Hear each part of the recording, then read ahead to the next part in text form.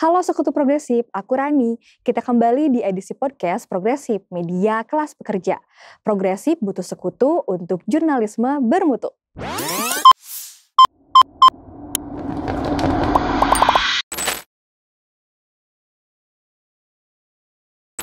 Aku kembali lagi menyapa kalian di podcast Progresif. Kali ini aku udah siapin pembahasan yang menarik banget. Dijamin kalian bakalan mantengin obrolan kali ini dari awal sampai akhir. Podcast hari ini secara spesifik bakalan bahas tentang advokasi hak kerja formal bagi transgender. Berdasarkan laporan International Labour Organization pada tahun 2016, hanya 10% transgender di Indonesia yang bekerja di sektor formal. Dalam studi lainnya juga menyebutkan, tidak banyak sektor pekerjaan yang mempekerjakan transgender. Malah sebagian besar transgender bekerja di sektor non-formal seperti di salon, seni, hiburan, dan pekerja seks. Padahal nih ya, hak atas pekerjaan dan penghidupan yang layak di Indonesia telah dijamin dalam Undang-Undang Dasar Pasal 27 Ayat 2. Isinya jelas, bahwa tiap warga negara berhak atas pekerjaan dan penghidupan yang layak bagi kemanusiaan. Namun kenyataannya hingga saat ini transgender masih terpinggirkan. Kira-kira apa sih yang sebenarnya terjadi dan mengapa pekerjaan yang tersedia belum inklusif gender? Apakah ada upaya yang dapat dilakukan agar komunitas transgender mendapatkan hak dasar warga negara? Tanpa menunggu waktu lama lagi, aku pengen kenalin nih ke Sekutu Progresif siapa narasumber kita hari ini yang bakalan ngobrolin banyak hal seputar upaya memperjuangkan kerja layak bagi komunitas transgender. Oke nih Sekutu Progresif, kali ini kita udah kedatangan Kak Ines dari JTID. Kita langsung aja ngobrol-ngobrol sama Kak Ines. Boleh disapa dulu Sekutu Progresif ya Kak? Hai Sekutu Progresif, selamat beraktivitas. Oke, aku langsung ngobrol-ngobrol aja sama Kak Ines ya Kak. Iya Kak Rani. Iya, sebelumnya boleh diceritain dulu terkait dengan JTID itu udah mulai dari kapan, terus concernnya sama isu transgender yang spesifiknya kayak gimana sih dan apa aja hal-hal yang diadvokasi sama JTID gitu Kak? Oke, Kak Rani, JTID itu sebenarnya kalau inisiasinya sih udah lama ya gitu, tapi kita baru establish itu di November 2019, tepatnya tanggal 12. Gitu kalau apa yang dilakukan, apa yang diadvokasi gitu. Intinya karena kita mandat dari organisasinya adalah pemenuhan hak asasi untuk kelompok transgender di Indonesia. Jadi kerja-kerja advokasi seperti contohnya mungkin penanganan kasus gitu ya, kasus-kasus kekerasan berbasis gender dan sebagainya. Kemudian ada juga penguatan basis seluruh Indonesia gitu ya, organisasi dan kolektif. Kemudian ada juga penelitian tuh yang baru kita selesaikan kemarin terkait hak ekonomi untuk teman-teman transgender. Kemudian ya kan kita kalau dalam bicara advokasi nggak mungkin kerja sendiri gitu ya. Kita perlu alias perlu Kolaborasi. Perlu sekutu kayak progresif kan perlu sekutu juga gitu.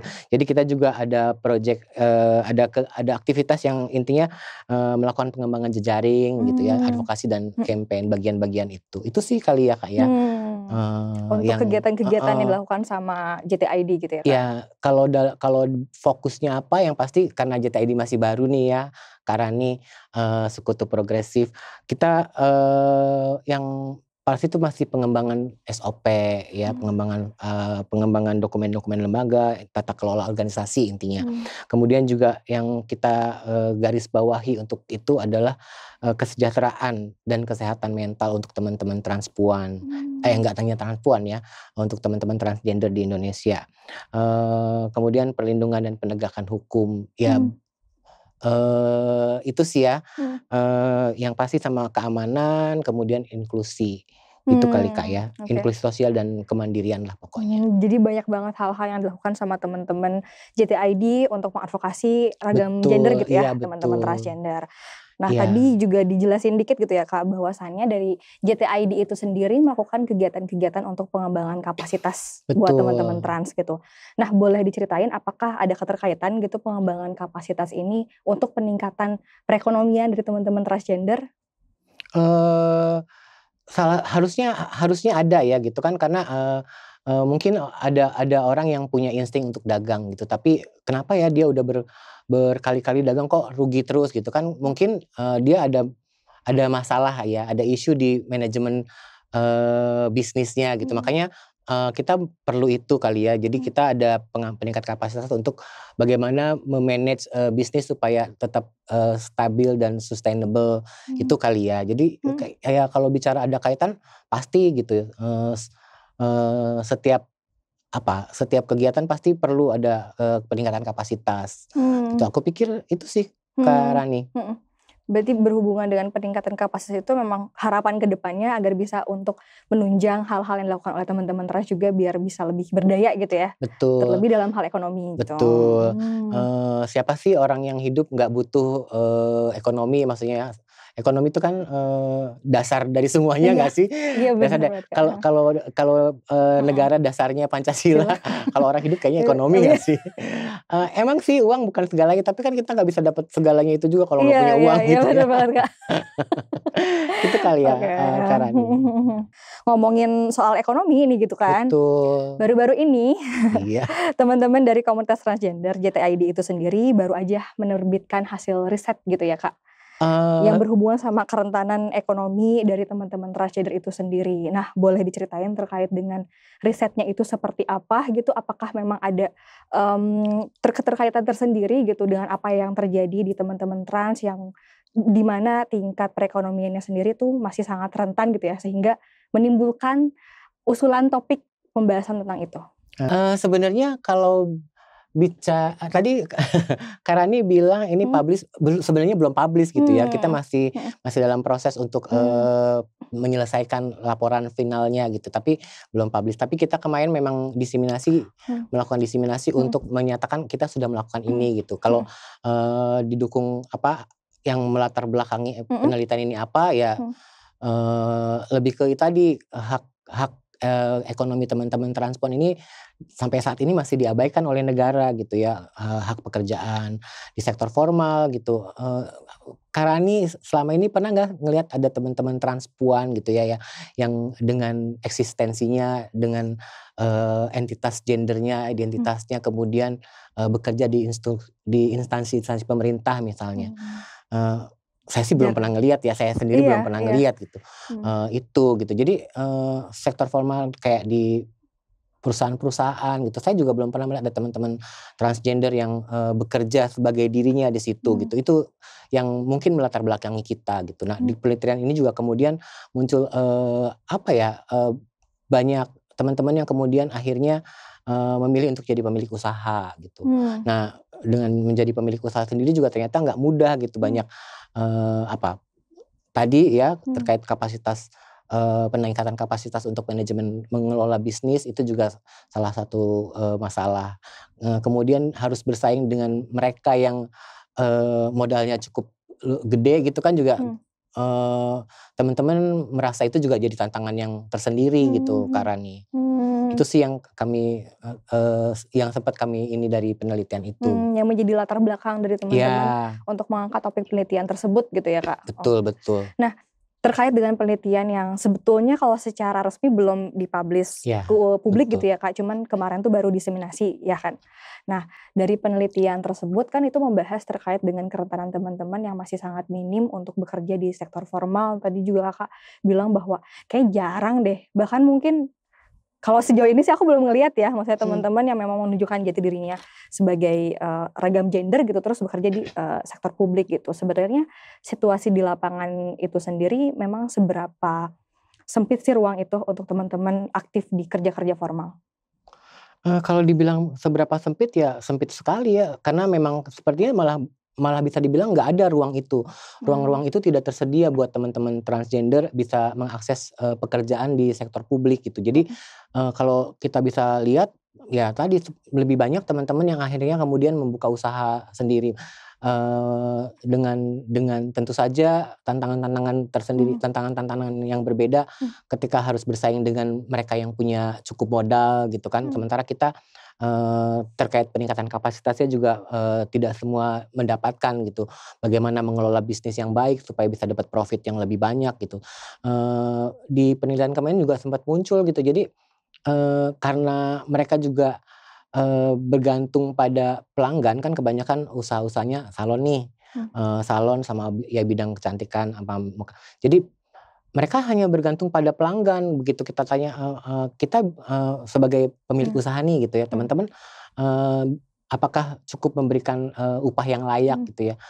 Aduh, gimana kita mau kasih upah yang layak ya Kak, sementara kita aja nunggu hasil tamu. Jadi rata-rata mereka itu lebih ke persentase gitu ya. Jadi seberapa banyak yang dia pegang, itulah yang dia dapat. Kalau dibilang layak, ukurannya itu juga setiap orang beda ya. Tapi yang pasti mungkin mereka cukup bersyukur untuk bisa bayar rumah, bayar kontrakan, bisa untuk makan sehari-hari udah cukup bersyukur. Mungkin menurut mereka itu cukup layak. Tapi kalau menurut kita gitu ya, kalau ngomongin UMR dan sebagainya itu sangat jauh gitu. Makanya kenapa itu jadi kerentanan tersendiri ya menurut saya Karania. Karena sangat berpengaruh sekali gitu terhadap keberlangsungan hidup dari teman-teman itu sendiri gitu kan. Nah, kalau dari penelitian yang kemarin dilakuin sama teman-teman JTID itu sendiri, sebetulnya teman-teman trans itu kebanyakan terserap di sektor pekerjaan yang seperti apa gitu? Sektor pekerjaan, kalau yang lepasan tuh mereka paling jadi buru-buru kasar di pabrik dan sebagainya gitu ya. Dan itu juga masih banyak terjadi stigma dan diskriminasi, perlakuan-perlakuan yang tidak menyenangkan. Karena biasanya mereka dituntut misalnya teman-teman transmen gitu ya. Kalau untuk pekerjaannya tuh mereka biasanya dituntut karena menurut gendernya. Dia gendernya laki-laki jadi pekerjaannya kasih yang berat-berat. Tapi secara penggajian, pembayaran upah mereka sesuai jenis kelamin. Kan itu juga sesuatu yang ambigu ya menurut saya, nggak konsisten. Nah, tapi itu terjadi dan ada ruang di mana teman-teman itu dibuat untuk tidak nyaman, akhirnya mengundurkan diri. Itu yang sering terjadi. Nah, kalau bicara stigma dan diskriminasi sebenarnya kan kalau bicara salon kecantikan itu ruang stereotip yang memang teman-teman transpuan ya biasanya ditempatkan di situ gitu. Tapi kalau Kak Rani atau mungkin sekutu progresif bisa bisa pernah mengalami dan ngeh gitu ya. Kemudian banyak di salon-salon besar yang justru teman-teman transpuan malah nggak ada di situ. Boleh nyebut merek gak sih? Saya sempat tanya sama orang-orang yang bekerja di salon-salon besar itu, kenapa sih? Jadi mereka tuh statementnya gini, lu mau melambai seperti apa, lu mau kayak air terjun meluap-meluap, mau kayak pohon yang ditiup angin, tapi selama lu sesuai dengan identitas jenis kelamin lu, nggak masalah gitu. Jadi tetap harus laki-laki. Kalau misalnya ya sementara transpuan kan ekspresi gender itu sesuatu yang relate sama mental health ya, sama well-being, penerimaan dirinya mereka gitu. Itu kan sesuatu yang akhirnya ya udahlah, gue nggak mungkin kerja di tempat lu karena lu nggak mengakomodir gue sebagai identitas transpuan. Jadi ya itu kebanyakan teman-teman akhirnya kalaupun salon ya buka sendiri, usaha sendiri, merintis dari awal gitu. Tadi itu butuh modal gitu kan ya Kak? Iya, tentu saja gitu. Nah, belum lagi kalau penelitian itu kami kemarin juga ngambil sampel di daerah Aceh.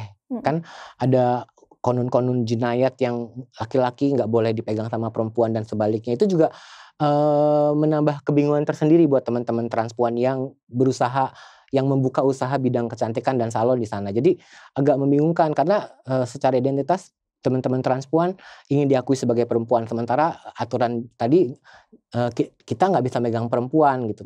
Harus sementara megang laki-laki pun juga melihat bentuk lu seperti perempuan gitu ya, penampilanmu itu juga jadi masalah. Makanya itu yang sempat muncul ya di penelitian itu juga.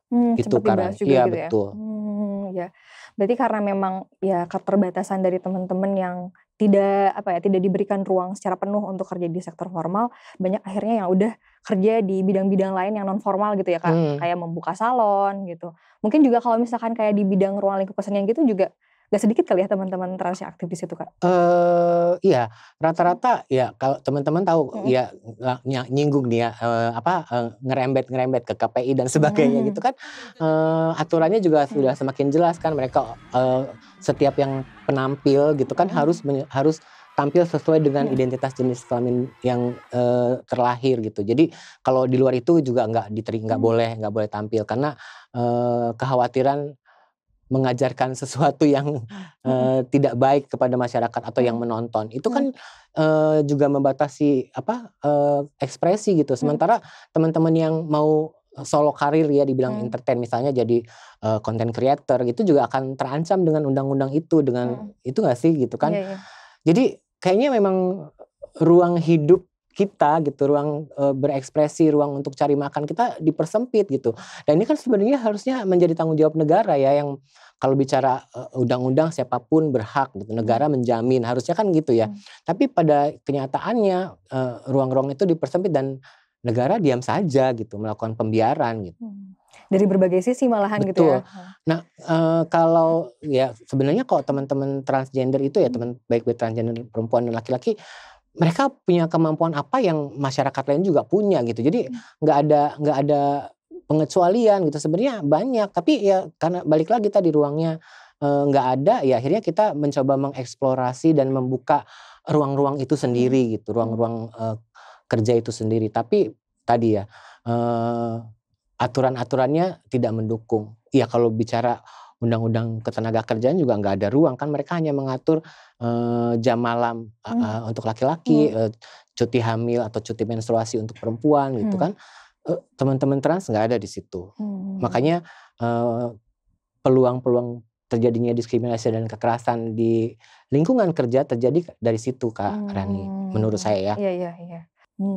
Dalam konteks hak asasi manusia aja deh, kan negara harusnya memenuhi, melindungi dan menghormati gitu. Nah itu kayaknya nggak ada yang jalan, khususnya untuk teman-teman transgender ya. Padahal maksudnya secara basic kan seharusnya sama-sama aja dilindungi, kita sebagai warga negara yang hidup di negara ini gitu loh, terlepas dari latar belakang kita. Betul, kita ikut bayar pajak juga loh.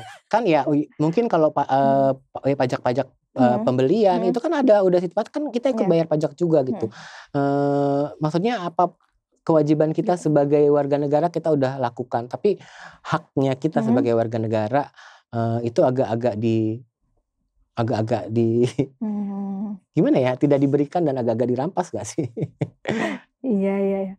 Nah tadi ngomongin tentang yang sektor ketenaga kerjaan gitu, yang mana ternyata tuh masih banyak pembatasan gitu ya, apalagi di sektor formal itu sendiri gitu. Betul. Untuk teman-teman ragam gender. Nah tapi kan sebetulnya mungkin ada sebagian dari hasil penelitian kemarin itu teman-teman yang bekerja juga di sektor formal. Tapi apakah dari pekerjaan yang mereka lakukan itu sudah mendapatkan upah yang layak atau kayak gimana Kak? Kalau yang di sektor formal kan biasanya memang untuk upah sesuai dengan UMR dan sebagainya ya. Kalau yang di sektor formal kayak di pabrik, tapi ya tadi kalau misalkan memang biasanya mereka tuh dari awal rekrutmen, dari awal penerimaan itu udah HR-nya tuh udah udah nangkep dulu nih ada sesuatu yang ganjil gitu kan. Kamu aplikasinya laki-laki terus tiba-tiba tampilannya perempuan atau sebaliknya. Itu juga udah jadi temuan khusus gitu ya di HR. Nah itu juga yang kemudian ada upaya-upaya untuk penolakan gitu ya, penolakan ya kalau kamu mau kerja di sini ya harus mengikuti ya sesuai jenis kelamin gitu. Nah atau kalaupun diterima ya tadi diperlakukan tidak nyaman, diperlakukan tidak nyaman ya tadi yang saya sampaikan sebelumnya. Jadi kalau misalkan intinya gitulah, secara gender dia disuruh kerja dan melakukan pekerjaan sesuai gender, tapi untuk penggajian sesuai jenis kelamin dan sebaliknya kayak gitu-gitu.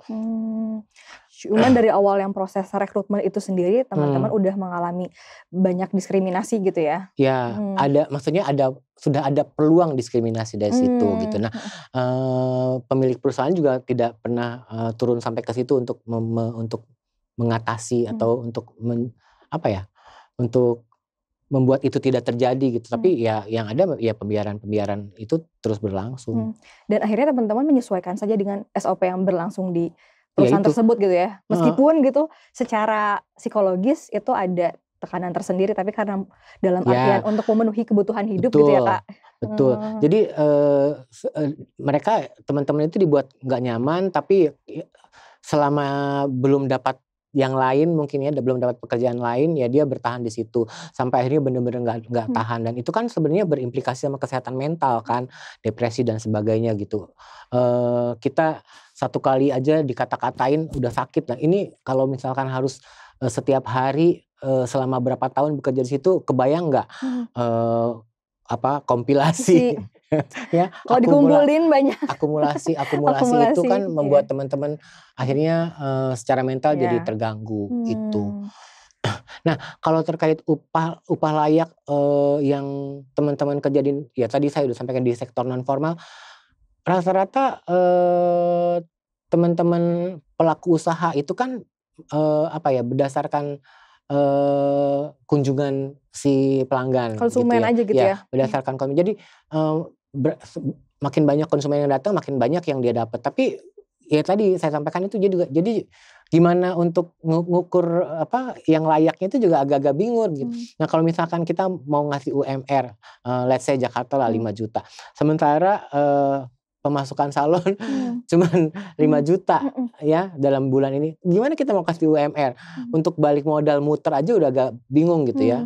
Itu yang tadi saya bilang, ini juga jadi tantangan yang tersendiri gitu ya, tantangan yang lain gitu. Karena penuh dengan ketidakpastian sih. Betul. Kalau ngandelin dari kunjungan konsumen gitu ya kayak. Apalagi kemarin ya pandemi ya, itu juga sangat ya. Yang modalnya gede-gede aja kita perhatiin ya banyak yang gulung tikar. Apalagi teman-teman ya Allah modalnya cuman asal-asalan gitu. Dan pada saat pandemi kemarin kan kita ngerasain kayaknya orang untuk salon entar dulu deh, yang penting kita bisa makan aja udah bagus, kayak gitu-gitu kan.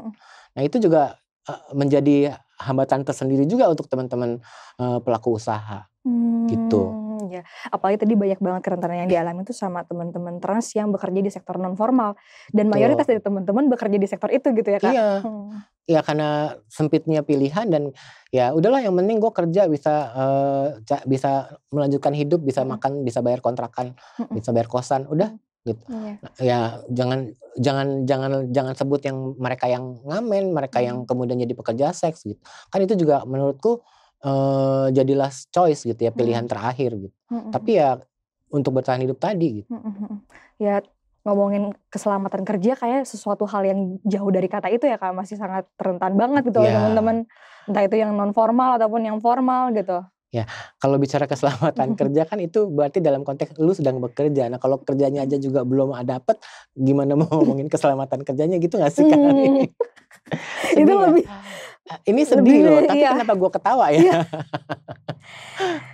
Itu biasa cara mengatasi coping mekanismenya kayak gitu. Ya, sedih, tapi kayaknya gue gak mau dramatis yang keluar air mata gitu ya, gue ketawa aja deh. Tapi nyaman kan Kak? Aja shy. Nah berkaitan sama diskriminasi yang dialamin oleh teman-teman trans itu sendiri gitu kan, tadi udah disebutin ya Kak, maksudnya sebelum kerja pun sendiri itu peluang-peluang diskriminasi itu udah terjadi gitu. Nah boleh didetailin lagi Kak, selain hal-hal yang tadi Kakak sebutin, mungkin diskriminasi apa lagi sih yang dialamin sama teman-teman trans ketika bekerja gitu? Yang pasti terlihat sih itu sih Kak ya. Nah tadi juga saya sampaikan, bahkan di ruang-ruang stereotip aja juga diskriminasi itu ada gitu. Teman-teman transpuan kesulitan untuk bisa bekerja di salon-salon yang let's say punya nama gitu ya. Itu kan juga ada diskriminasi, padahal ruang stereotip. Kemudian yang mostly terlihat yang itu Kak, jadi perlakuan gender, terus kayak udahlah jangan sebut kita mau memperjuangkan nama atau identitas. Biasanya mereka sengaja membuat kita nggak nyaman dengan dead name, dengan dead naming kita. Jadi nama kita dipanggil sesuai, padahal kebayang nggak sih misalnya aku gitu ya udah dengan pakaian ala sekretaris ya gitu. Kemudian dipanggil bapak atau kenalin ini mas gitu, kayak gitu kan. Teman-teman itu nggak nyaman. Ya itu jadi memang apa ya, kita seolah-olah dituntut untuk menerima itu bukan sebagai masalah gitu. Kan sedih ya, maksudnya dalam banget gak sih gitu. Padahal sebetulnya apa yang dilakukan oleh mereka ke teman-teman itu bikin gak nyaman, tapi akhirnya harus kayak ya udah gitu. Ya karena lu begitu terimalah nasib lu gitu. Makanya lu jangan begitu kan ada kalau kemarin teman peneliti saya bilang kayaknya ada upaya-upaya konversi ya. walaupun mungkin secara enggak yang komersil lu di ruqyah enggak, tapi Oh iya, yang terapi dari konversi itu ya, bahasa Kak? dari bahasa kan seolah ada penekanan lu untuk balik ke jalan yang benar. Iya, dalam Jalan artian yang benar. Versi siapa gue nggak tahu. Pokoknya intinya lu harus kembali ke fitrah lu gitu. Jadi ada upaya-upaya itu dengan pemanggilan death name misalnya, dengan ya membuat kita nggak nyaman gitu. Kayak gitu-gitu kan. Jadi maksudnya upaya-upaya yang dilakukan oleh lingkungan sekitar itu nggak langsung menggunakan terapi konversi yang tadi Kakak sebut ya, ruqyah apalah dan lain sebagainya gitu ya. Iya, tapi lebih dari itu ternyata ada upaya-upaya itu gitu. Dari bercanda-bercandaan atau dari obrolan sehari-hari gitu ya, Kak. Betul, Karani.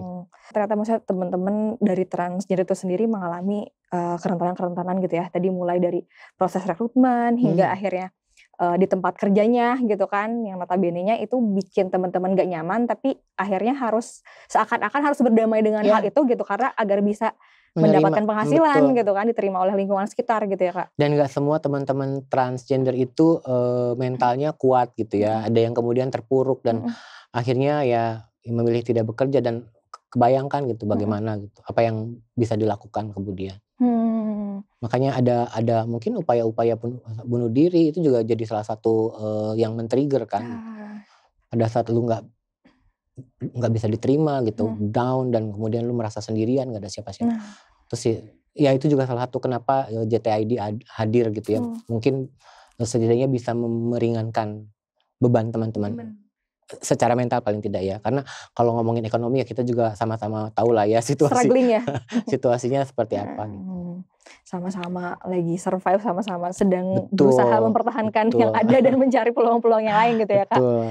Kita berharap bisa merangkul mereka semua supaya mereka tahu mereka nggak sendiri gitu. Ada saudara, ada sister, ada brother yang peduli gitu ya. Gitu sih, Kak Rani.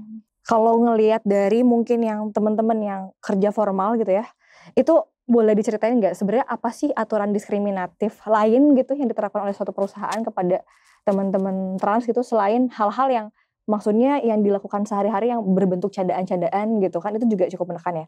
Tapi kalau secara yang aturan diskriminatif ada nggak sih, Kak, sebenarnya? Kalau yang kemarin berdasar dari penelitian kita sih itu nggak muncul.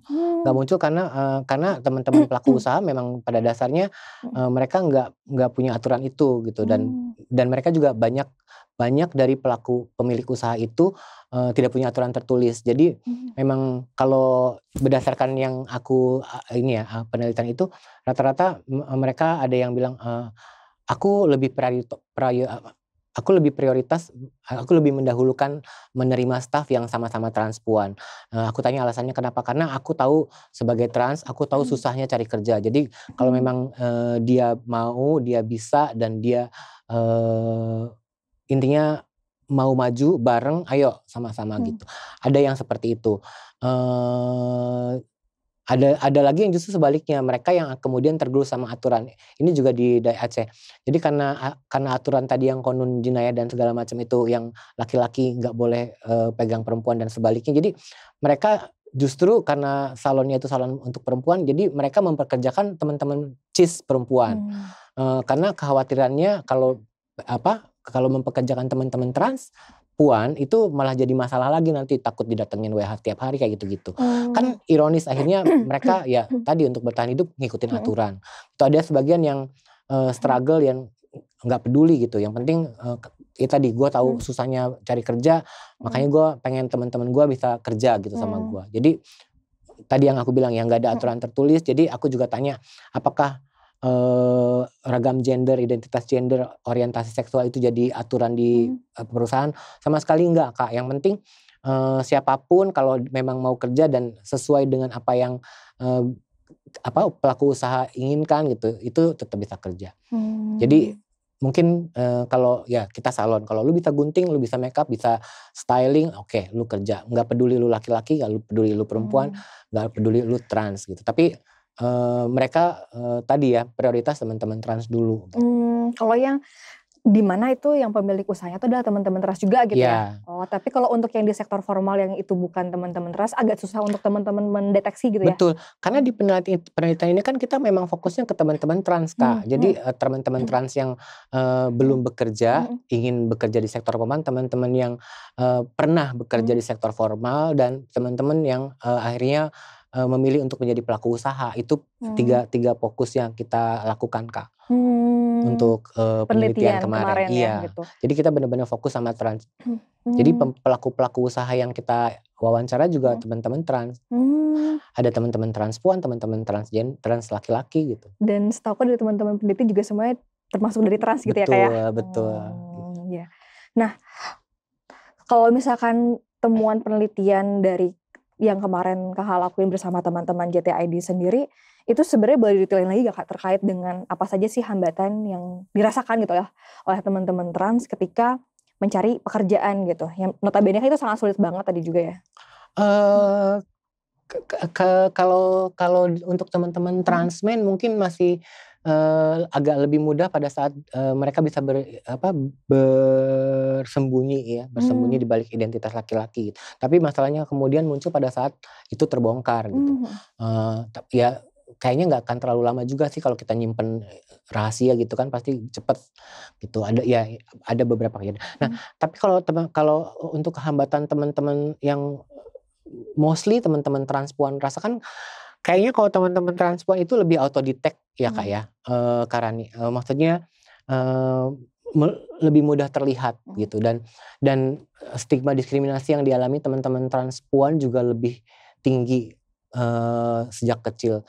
Maksudnya dari rumah mereka udah mulai menunjukkan ekspresi, udah ada ya pengusiran, kalaupun tidak pengusiran, bully apa di sekolah, itu juga membuat akhirnya nggak nyaman dan banyak yang kemudian putus. Kebayangkan mereka putus sekolah terus harus keluar dari rumah dengan tanpa skill, tanpa bekal gitu, harus berjuang di belantara ibu kota gitu ya, yang ya kalau kita lihat balik lagi ya sarjana juga banyak yang kemudian gak dapat kerja gitu. Apalagi kita yang gak punya skill dan gak punya kemampuan itu. Kalau berangkat dari situ. Nah tapi kemudian kan ada banyak usaha-usaha sekolah-sekolah informal juga yang kita lakukan untuk meningkatkan kapasitas teman-teman supaya tidak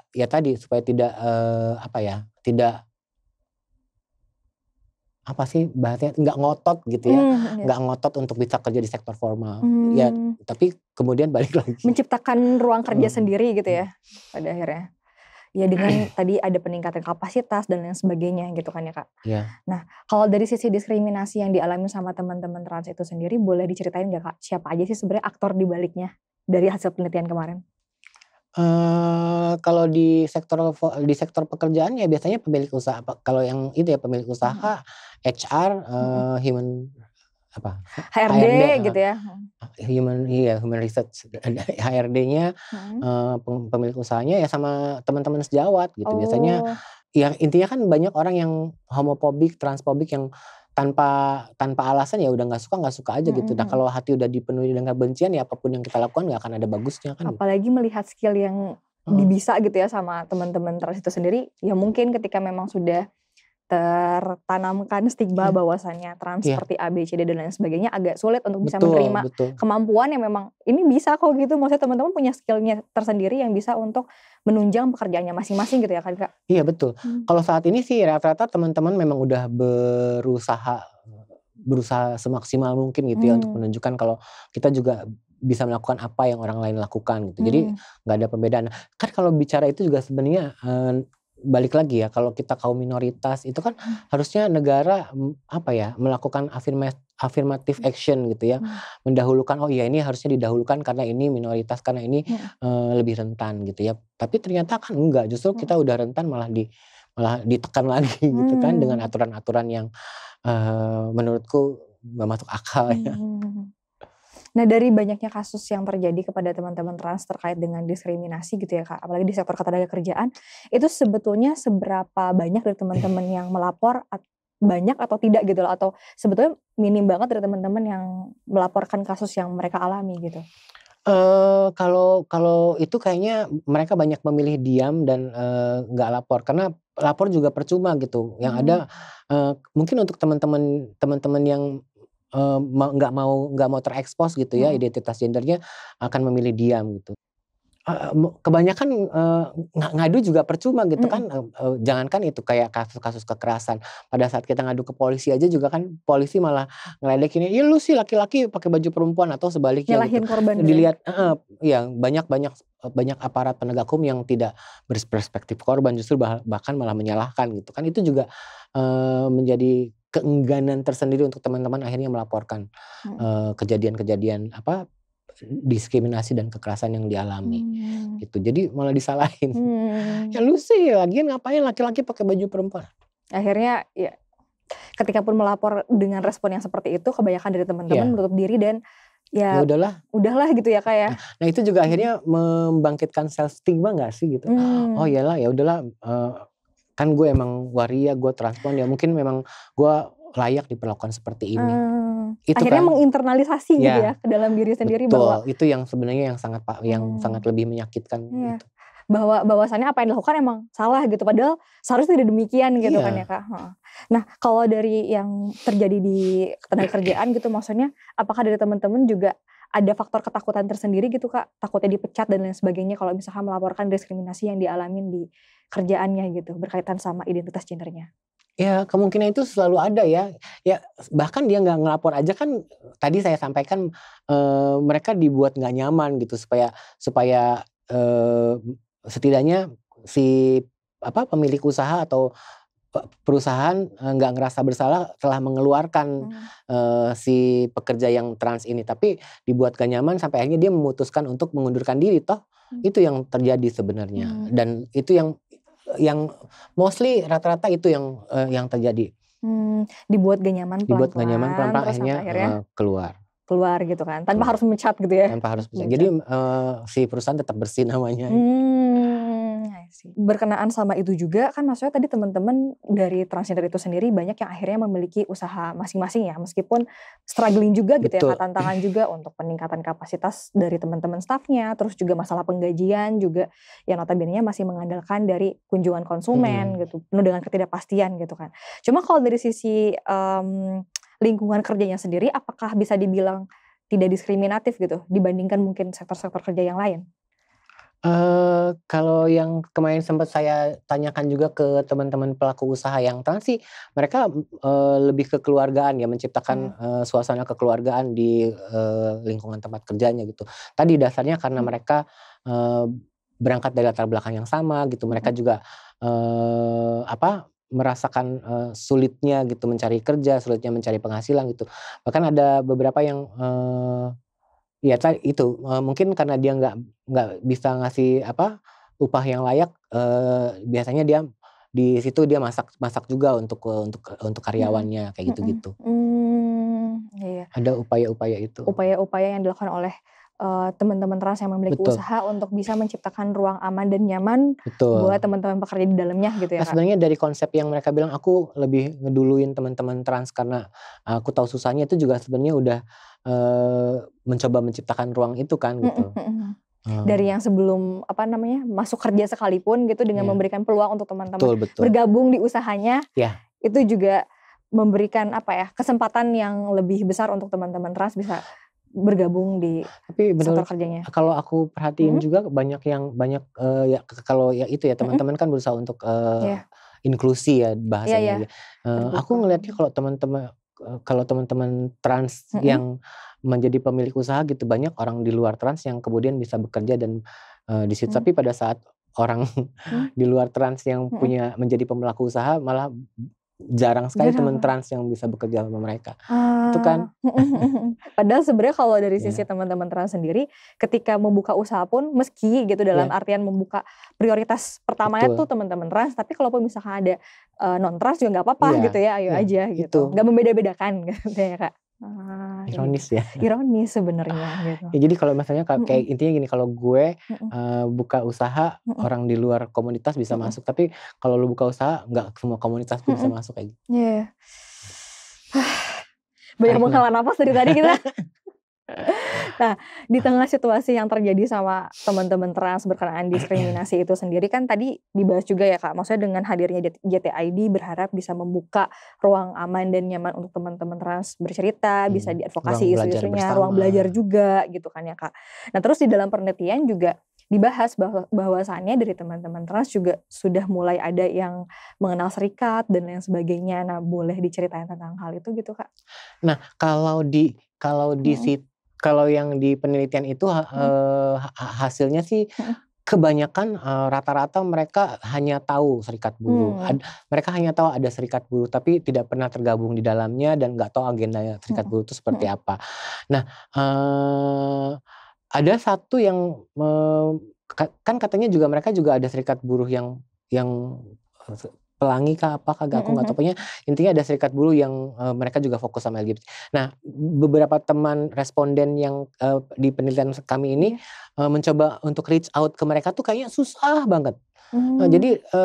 Jadi sebenarnya teman-teman si apa tadi, eee, ada Heeh. teman-teman responden yang Iya. mencoba Mhm. untuk eee, nge-reach out si serikat buruh tuh, kesulitan, nggak Oh, dapet. Jadi ya iya. intinya banyak yang cuman tahu tapi dan nggak bisa bergabung. Ya sebagian ada juga yang nggak pernah tahu apa itu serikat buruh.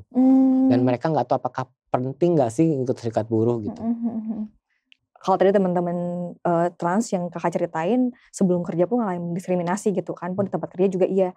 Tapi ternyata maksudnya dari hasil penelitian kemarin yang dilakukan sama teman-teman itu secara fakta itu masih kebanyakan dari mereka baru tahu aja gitu ya kan, Kak? Iya Belum iya, sampai ke tahapan yang ikut cuman serikat pekerja gitu pernah ya? dengar ada Oh. serikat buruh, ada serikat pekerja, tapi Mhm. mereka nggak tergabung di dalam. Gitu. Oke.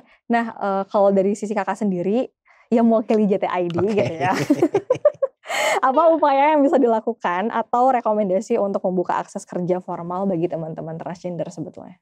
Ya sebenarnya kalau upaya-upaya Mhm. tetap kita melakukan, kolaborasi juga sama teman-teman, allies gitu ya. Mhm. Maksudnya kita mau melakukan, peningkatan kapasitas di Mhm. internal. Tapi kan juga nggak kalau kita cuman di internal aja kita kuatin-kuatin, tapi sementara dari luarnya juga nggak ada respon atau nggak ada ruang, gayung bersambut kan juga nggak mungkin terjadi gitu, Kak. Jadi ya intinya gitu, dalam hal ini sebenarnya, kita berharap kepada pemerintah untuk ya, HAM deh, nggak usah jauh-jauh, pokoknya, fulfill, protect, Mhm. respect itu aja. Mhm. Kemudian sama pemilik usaha gitu, jangan jangan melihat pekerja itu dari jenis kelaminnya atau dari identitasnya, tapi apa yang bisa dia lakukan, itu sih yang terpenting sebenarnya. Jadi, eee, nggak objektif, subjektif bahasanya. Mmm. Ya kan jadi lu bener-bener, eee, let's say gua butuh orang yang bisa ngitung, ya udah kalau dia bisa ngitung ambil, jangan lu tanya, "Lu laki-laki atau perempuan? Kalau laki-laki kenapa pakai baju ini? Kalau lu perempuan kenapa pakai,"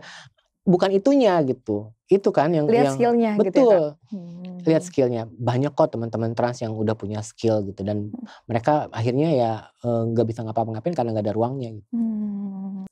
Ke depannya apa aja hal-hal yang bakalan dilakuin lagi oleh teman-teman JTID dalam mengadvokasi isu teman-teman trans? Sebenarnya salah satu yang menurutku sangat penting itu, kalau dalam konteks,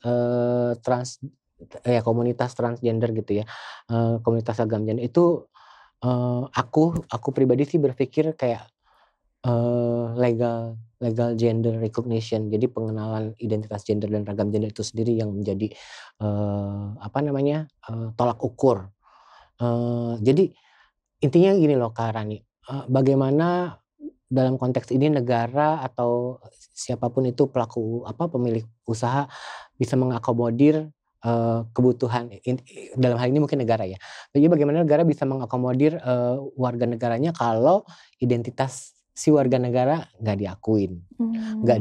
nggak dikenali, Mmm. nggak diterima, itu Mhm. dulu kan masalahnya. Jadi intinya itu sih kalau menurutku. Jadi, eee, masih masih perjuangan panjang sekali ya, Kak, ya, Mhm. untuk bisa itu. Tapi mudah-mudahan ya bisa cepet sih ya, nggak tahu ya Mhm. kan apapun bisa terjadi di ke depan, Mmm. di masa yang akan datang. Saya sih berharapnya gitu. Mmm. Jadi pada saat kita sebagai identitas, diakui sebagai warga negara dengan apapun itu Mhm. ya, mudah-mudahan kebutuhan atau kepentingan kita bisa diakomodir. Itu kali ya. Iya ya. Kalau dari sisi pesan untuk teman-teman transgender itu sendiri yang sekarang mungkin mengalami struggling dan lain sebagainya berkenaan dengan susah mencari kerja gitu, terus di tempat kerja juga ngalamin diskriminasi, apalagi ngomongin sektor kerja yang formal itu masih sangat sempit banget kesempatannya. Itu adakah mungkin pesan yang ingin kakak sampaikan ke teman-teman trans di luar sana untuk Oke, yang berjejaring? pasti kamu tidak sendirian gitu ya. Kalau kamu memang harus berebut untuk mendapatkan ruang, kenapa tidak menciptakan ruang itu sendiri gitu. Itu sih. Itu aja sih. Ya intinya gini, kalau memang lu nggak bisa berebut mendapatkan ruang itu, kenapa nggak lu bikin sendiri ruangnya? Ayo kita bikin ruang sendiri. Oke Kak Ines, makasih banyak buat ngobrol. Iya. Banyak banget tadi ya terkait dengan advokasi dari JTID untuk hak dari teman-teman transgender itu agar bisa terpenuhi, apalagi berkenaan sektor kerja formal yang masih sangat minim banget gitu ya kesempatannya. Sama-sama Kak Rani, makasih juga kita udah diundang untuk bisa berbagi di Sekutu Progresif. Oke, thank you. Semoga bisa ada Iya, kesempatan semoga lain kita lagi. bisa tetap bekerja sama ke depannya ya. Ya, apapun kecil sekalipun nggak apa-apa, yang penting kita mau berbuat baik kan gitu ya. Semoga kebaikan itu menularkan. Iya, dan semangat buat teman-teman transgender di luar Semangat. sana. Ingat ya, kamu nggak sendirian. Iya. Ada JTID. Oh. Ada JTID dan ada Progresif Podcast. Oke nih, Sekutu Progresif. Jadi udah sama-sama kita ketahuin kan bahwasannya setiap warga negara itu berhak atas pekerjaan yang layak. Tak terkecuali komunitas transgender. Oleh karena itu, dunia kerja perlu dipastikan inklusif gender dan bebas dari diskriminasi gender. Ayo kita dukung bersama kerja inklusif gender. Aku juga pengen ngajak kawan-kawan untuk dukung terus Progresif dengan menjadi Sekutu Progresif. Klik progresif.id untuk daftar Sekutu Progresif, subscribe, dan follow akun media sosial dari Progresif. Terus kita juga ada toko sekutu yang menyediakan berbagai macam merchandise. Para sekutu wajib follow di @toko.sekutu. Progresif butuh sekutu untuk jurnalisme bermutu. Sampai jumpa!